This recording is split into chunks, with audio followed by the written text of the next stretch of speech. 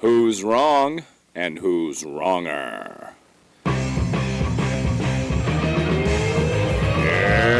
this corner, followed by millions, James the Exploding Unicorn Breakwell. And in that corner, ignored by millions, Steve Dash Rinko Levers. Hey everybody, welcome back to Wrong and Wronger, the podcast where we always encourage viewers and listeners to face their life regrets head on, and that's what I do every time I call up James Breakwell. And James, I told you during the pre-production 4.5 seconds that we usually take when the mics go hot that we have a packed episode today, and you didn't even flinch. You were like, all right, count us in. But how are you doing today? Well, I am just delighted by your old man phone etiquette. You called me, and then I answered, and you panicked. Like me picking up the phone wasn't like a possible outcome you had envisioned when you dialed my number. So that was perplexing. I sometimes forget that you are close to 70 and don't know how technology works, which I can only assume bleeds into all of the myriad of disasters that I'm sure you will bring to us today. You sent me a picture of one during the week of a thing that had melted. I mean, you are out of control with disasters. So let's just get to it. What went wrong this week? James, what went wrong this week, it was depressing. If we would have had this phone call yesterday, I would have said, I don't want to talk about it because it was so bad. I needed a minute to kind of get my head around the badness of it. But in order to talk about it, oh God, I hate this. Ball valve. Oh!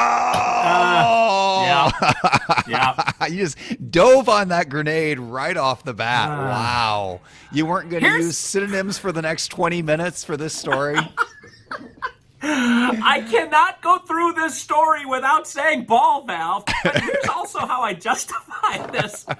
The next time we get together for a meal, it will probably be at my house, and I'm not going to charge you for a dinner at my house. So I'm sort of going to pay for it one way or the other.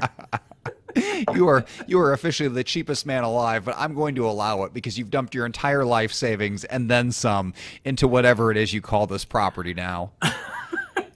So I got two things, actually three. One is an update that involves ball valves. Okay. Two is show and tell that involves ball valves. We gotta get the counter going again. And three, we have an update from an alert listener who both impresses and fills me with resentment all at the same time. I think you got an email from her as well.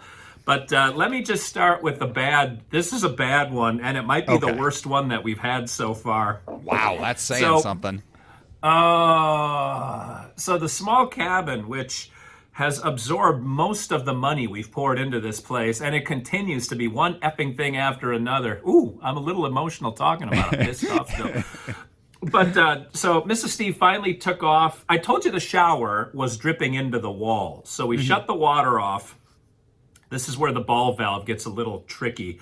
Okay. We shut the water off and to the cabin and just said, all right, we're just going to deal with this later. Well, later came over the weekend. Mrs. Steve pulled the apparatus off the shower to look at the valve. Like not the ball valve, but the actual shower valve that controls the water, hot and cold to the shower. Well, somehow water has been leaking through the closed ball valve, and it has been dripping into the wall for over a month. Okay. So the shower, which is tiled, will have to be completely ripped out so that we can rip out the wall, rip out the floor, replace all of it, and then replace the shower. Not to mention, we have no idea how the water is getting into the pipes because the ball valve is closed outside. And so Mrs. Steve, just out of curiosity, turned on what would be the kitchen sink. I'm sorry, the bathroom sink, if we actually had a sink in the place. And water came out, and then she turned it off, and it kept dripping. So she didn't turn it off. The valve on that one, the operator, is okay. But when she left it on, the water didn't stop. Somehow water is getting into the place past the ball valve that's outside, and it is causing the shower to drip constantly into the wall and has for over a month. So I cannot imagine the disaster that resides in the floor. And this one doesn't sit on a concrete slab. This one sits on wood. So it's going to be bad. And everything's fixable if you have enough money. And I've decided that enough money is always going to be more than what we've got. That's where we're at. So, at what point do you start taking quotes for bulldozers? Oh, I told you last week, Mrs. Steve is about as despondent as I. It's funny, whenever one of us dips down way below the Mason-Dixon line, the other one of us kind of steps up and tries to balance the other one. Well, now Mrs. Steve is back to being optimistic because I was so disappointed by this. And that's going on in that cabin. What's going on in the big cabin is that we decided to finally install the bathroom sink, except everybody's bathroom, including yours, Breakwell, has, I'm going to hold up one of my items for show and tell, a ball valve that looks like this.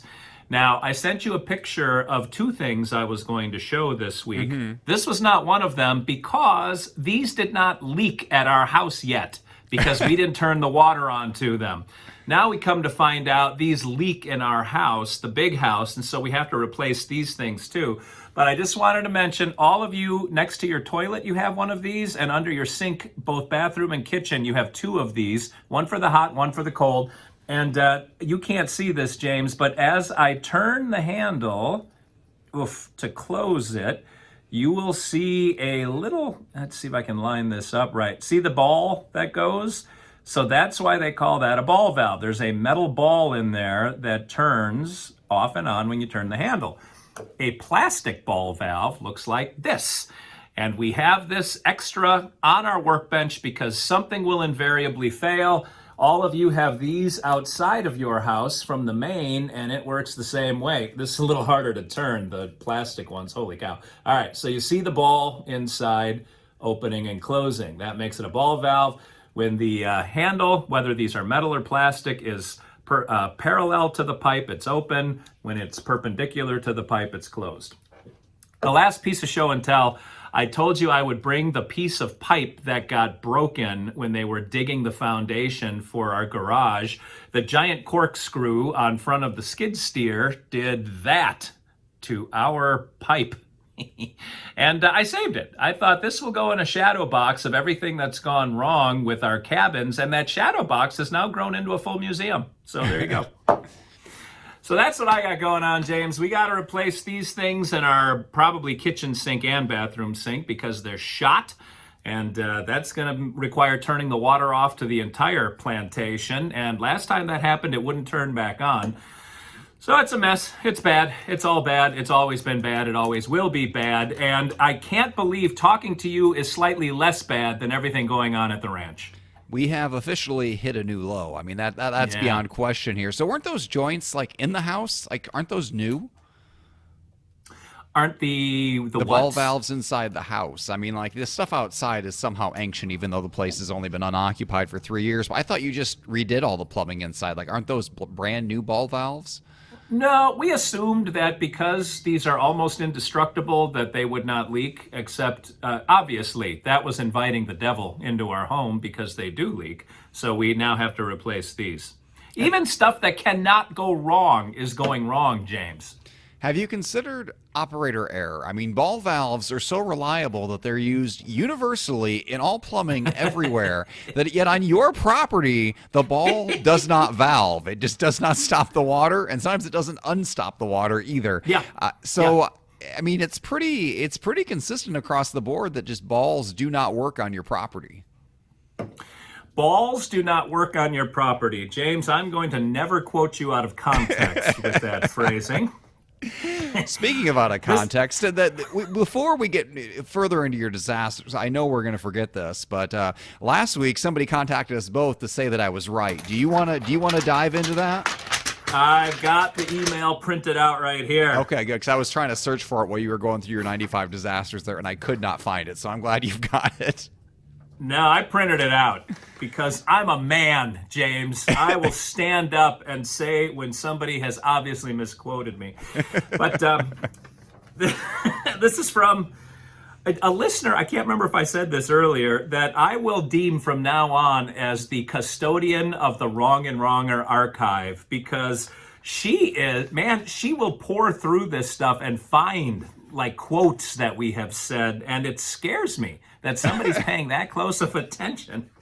I've never had a woman hang on my every word, James. I don't even know how to take But this. it's only to prove you wrong, so I feel like that should be in your wheelhouse. All right, would you like me to read it? Yes, and actually, now that I'm thinking about it, I think I actually had 2 or 3 people contact me. But if you go to the comments in YouTube, that's where I saw the other one. Our YouTube, so there's one place where people can reach back out to us. It's on YouTube in the comments, which I never read. But this week I read them for some reason, and it was people proving you wrong. So from now on, I'm going to read every YouTube comment.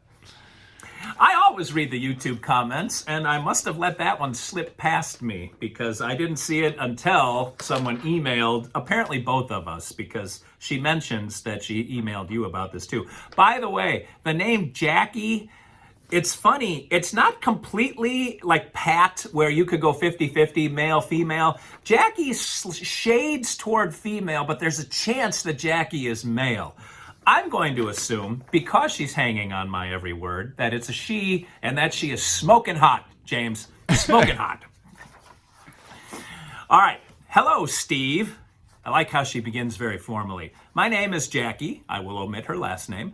I listen to Wrong and Wronger, also 10 Minutes to Save Your Marriage. You and James are awesome with a great sense of... She got a typo here. Yeah, no James. Kidding. She named you. That you shouldn't be in there for that. She put James in that sentence. She should just say, you are awesome with a great sense of humor. I like how our great minds think alike, though. I have too much time on my hands and decided to find the episode that you stated you hate fireworks. Never said that. I can't believe she's making this stuff up. Here's the one I found, just to give you a heads up. I also emailed James with this information because what good is letting you know unless I tattle to somebody who's going to hold you accountable? That's my words, not hers. Thought it would be fun. She's wrong. Here you go. This is probably didn't take a whole lot of research because the title of the episode is Fireworks After the 4th. But at 2 minutes and 34 seconds into the episode, I said... This doesn't sound anything like me, James. She probably confused my voice with yours, and that's why this is happening. Anyway, the quote from one of us, the name has been changed to protect the guilty. Man, I can't tell you how annoying fireworks are. Or it's more the cracker part of the firecracker. I don't mind the dazzling display in the sky, but the affiliated noise, A, makes our dog go crazy and makes it impossible to sleep because they're random and unpredictable. And, A makes our dog go crazy. B, she spelled it out, B-E. B makes it impossible to sleep because they're random and unpredictable, and I don't like it, James. Yes. Again, I think there's a typo in there. I think you said, I don't like it, Steve. Anyway, she ends with, have a pleasant week. Good luck on your ranch. Fingers crossed that no new catastrophes happen. I know that's not true because people seem to love the catastrophes. Sincerely, Jackie. So there you go, James. I will say we are less popular than I thought. So the person who commented on YouTube was also Jackie, apparently. So it's, although her name on there is Jacqueline, so I do believe you are correct in your gender assumption. But yes, all right, and piping hot, smoking hot, James. But I love that she's such a good listener that she knew that we almost never read the YouTube comments, so she put it on YouTube and emailed us both. So we have an archivist out there, and her sole job is to point out that Steve is a hypocrite and always wrong. What? And she has done her job today, and now that you've got that printed out, I assume you will frame it and look at it every time you decide to be a hypocrite and continue launching fireworks out on your ranch, which I can't imagine how you can possibly afford them given how all of your budget has gone towards ball valves. But hey, I'm not your money manager. Do what makes you happy. You know, fireworks are actually quite expensive, too. Yes. I don't know if you've been to a fireworks stand or store before, but it's getting ridiculous, James. It's always been ridiculous. I mean, it's not like they have equity. I mean, you light it on fire and it explodes. You're basically blowing up money. And those big ones, they make a boom in the sky and entertain you for about 3.5 seconds. I mean, they can be a couple $100. If you want to put on a show that's a few minutes long, even an amateur one, I mean, it's pretty easy to drop over $1,000. Yeah, and they do have ones that'll fire like boom, boom, boom, boom, boom, boom, boom. But those are, you're going to drop minimum $80 on one of those. We had one of them and the box caught on fire after all the fireworks shot. And we were way out away from our house. Like, we didn't want to set the house on fire. I mean, one of us secretly did. But the point is, I was thinking, holy cow, we're going to set the entire field on fire. Like, we didn't have a hose or water. We did it very wrong. But I did carry the burning box back to the house and doused it with our garden hose. I had a similar experience. So they were putting on a amateur fireworks shows. My cousins were out in the middle of nowhere in Iowa on the old family farm. And some of the fireworks were duds, as will sometimes happen, where they assumed they were duds. The fuses didn't light. And rather than, dumping the fireworks in a bucket of water, they thought, hey, let's toss it on this campfire that's right here. Oh, my God! So they weren't duds. They just had bad fuses. But if you toss a firework into a fire, it will detonate. So it went shooting off into a crowd of small children. And we only had one kid at the time. I think my wife, dove on top of the baby and took her out of the way. And I think I carefully saved myself. I focused on what was really important there. I heroically saved me and did not sustain any injuries, you'll be happy to know, which is why I survived to make this terrible podcast that we have before you. Yeah, that instinct to protect children, not necessarily in evil people, only in the good people. Yeah, well, it's I have the instinct to make more children. See, that's the idea. I was like, we're not going to stop at one. We're going to have a bunch. So this child is redundant. But if I get hurt, there are no more children. So you got to think about the numbers, Steve. I'm thinking about the survival of the human race. What the human race needs is me. A utilitarian perspective, no doubt. Absolutely. So I guess, are you going to be celebrating your freedom now on the ranch with fireworks, or now that you've seen this printout, are you done with fireworks for good? I don't understand the allure of fireworks, James. You just set them off like last episode. I know. Well, it was New Year's Eve that we did. My wife considers herself a bit of a raconteur when it comes to fireworks, and she has dragged the children into the madness with her. So the expense, it's over with in like 10 seconds, kind of reminds me of our honeymoon. That everything to me says this doesn't make sense from a financial or even an entertainment standpoint. But it did keep the coyotes away, and I hope it scared some of them into having a heart attack that night. Let me put it to you another way. If you do continue to set off fireworks and you tackle this with the same level of competence you tackle everything else, there's a good chance you'll accidentally burn down or blow up one or both cabins, which is all upside for you at this point. I mean, think about the insurance payout. Just a fresh start, just a slab of concrete with a pile of ashes on top. You could just push the ashes aside and put a tent on there, and you would still be way far ahead of where you are right now. James, your words make me feel like I've just taken a couple of Quaaludes and I'm sitting on a beach somewhere. Like, it's so tranquil, the feeling that has washed over me. Yeah, the problem is, I don't exactly know how our house has appraised, because the cabins aren't worth all that much. It's the land that bears the expense. So if the cabins burn down, the insurance company might write us a check for $28 and be like, well, as long as you didn't lose any acreage, brother. So I don't know how it's all going to work. Well, also, I'm no expert in this, but I think the first step to successfully committing insurance fraud is to not discuss insurance fraud ahead of time on your podcast. Because you know what? Jackie is going to dig it up for that insurance investor. She's going to bring it out. Like, back here on January 31st, this is what Steve said. He said he was going to blow up his cabin with fireworks. So now you're going to have to blow it up some other way that you haven't said on the podcast yet. Oh, okay. All right. So there's still a sliver of hope is what I'm hearing from you. I mean, if you invite my family down there, we will certainly destroy one, if not both cabins. Here's the deal, though. Lola has some standards, and she's not going to go down there if you don't have running water. So that's kind of a deal breaker. What? So you have to fix the cabin before we can come down there and destroy the cabin for you. So that's a catch-22. God, all these freaking rules, James. Why do people have standards? I don't know. So are you, you said about the bathroom sink, are you washing your hands in the kitchen sink then? We don't have a kitchen sink. So are you just not washing your hands? Or are you washing them in the shower, maybe in the toilet? Help me out here. I'm trying to assume the best, but you're not making it real easy. James, I literally had this conversation with my wife yesterday. The last time I washed my hands was probably in the mid-'80s. I eat stuff off the floor. I don't wash anything. I breathe everyone else's air. I don't care. I have the immune system of a weightlifter. Like, it doesn't matter to me. And so, no, I don't wash my hands. However, Mrs. Steve does, and she has to use the spigot in the bathtub. In the shower. We have a spigot from the shower assembly. Okay, so two takeaways from that. One, I'm never shaking hands with you again. Two, it's a step below where I thought you were in terms of available plumbing. Because I thought at some point you got kitchen cabinets with a sink in them. Did they have?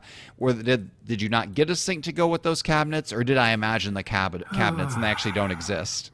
Well, two things. One, we did get cabinets. None of them are installed yet. And two, the kitchen sink doesn't fit in the cabinet in which it was supposed to. So there's going to be some modifications, maybe some tears, and possibly a new sink. So whose fault is this? I want to hear where the blame lies for this latest disaster. Did you mismeasure? Did a contractor mismeasure? Or did you just buy a sink because it looked pretty and then just assume it would fit?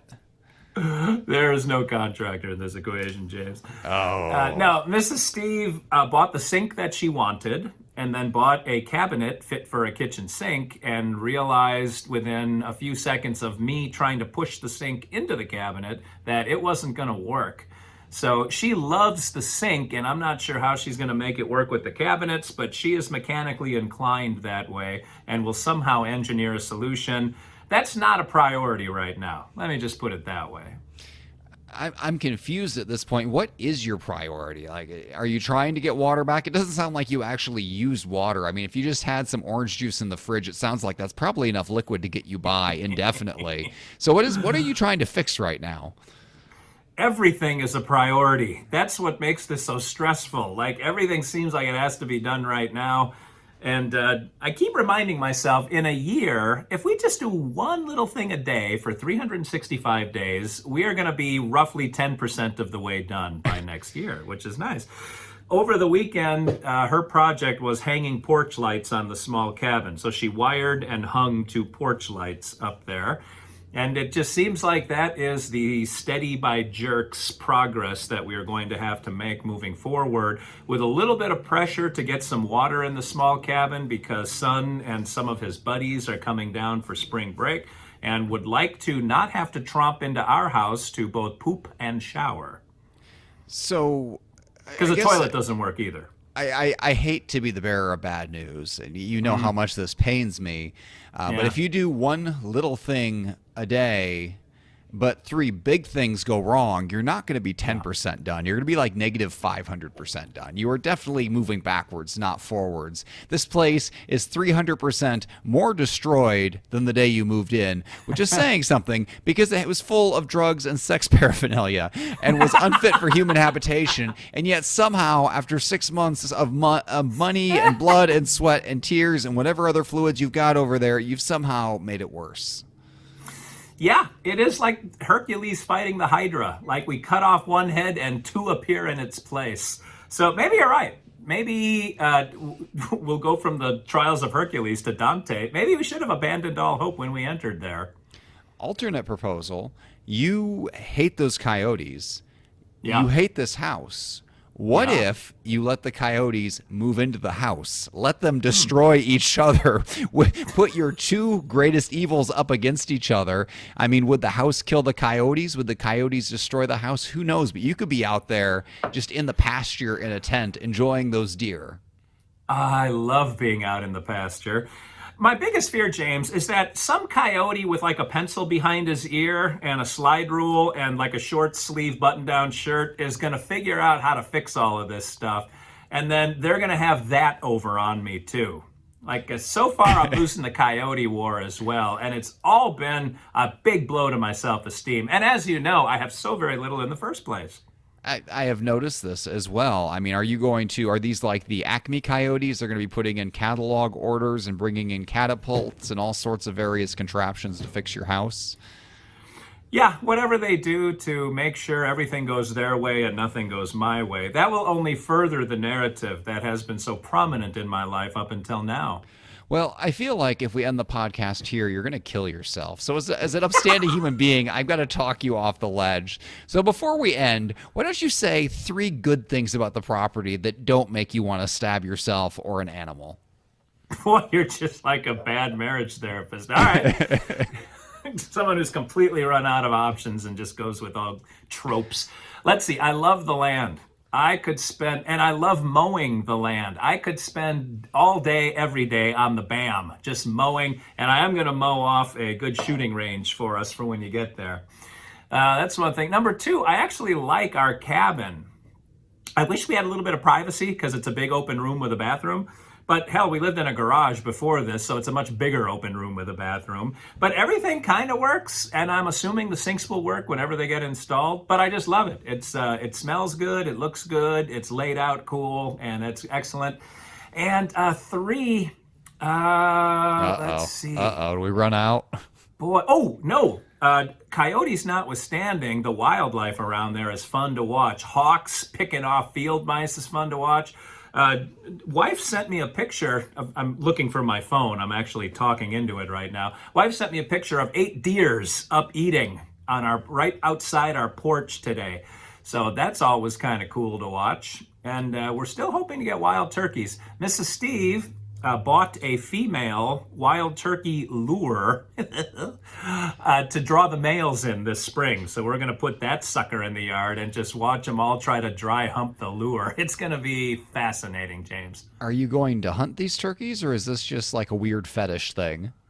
Why not both? I don't know Okay. why you can either or like that, James. Like, come on. Gotcha. All right. Well, there we go. I'm now a little bit more confident you'll still be around for the next episode, so my conscience is clear. So do whatever you want to now, Steve.